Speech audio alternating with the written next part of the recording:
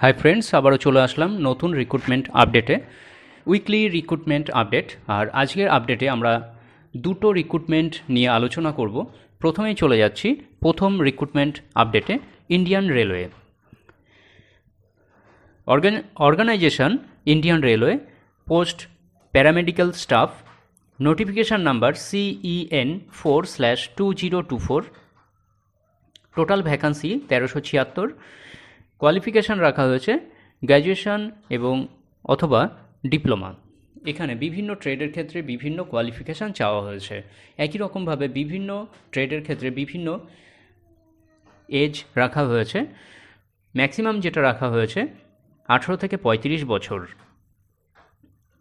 Official website rrbkolkata.gov.in, এই ওয়েবসাইটে visit করে তোমরা দেখে নিতে পারবে রিক্রুটমেন্ট ডিটেলস। লাস্ট ডেট 16ই সেপ্টেম্বর।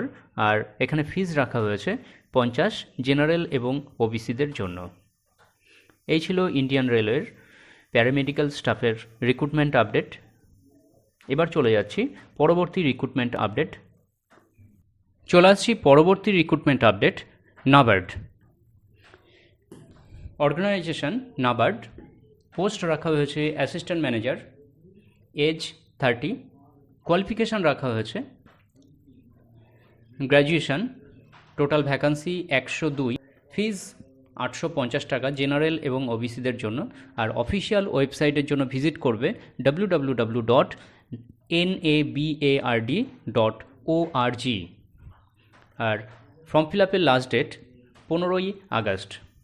তো বন্ধুরা, এই ছিল আজকের রিক্রুটমেন্ট আপডেটস। দেখা হচ্ছে পরবর্তী রিক্রুটমেন্ট আপডেটসে। ততক্ষণের জন্য টাটা। সকলে সুস্থ থাকবে, ভালো থাকবে। আর এই চ্যানেলটি এখনও পর্যন্ত সাবস্ক্রাইব না করা থাকলে সাবস্ক্রাইব করে সাথে থাকবে। ধন্যবাদ।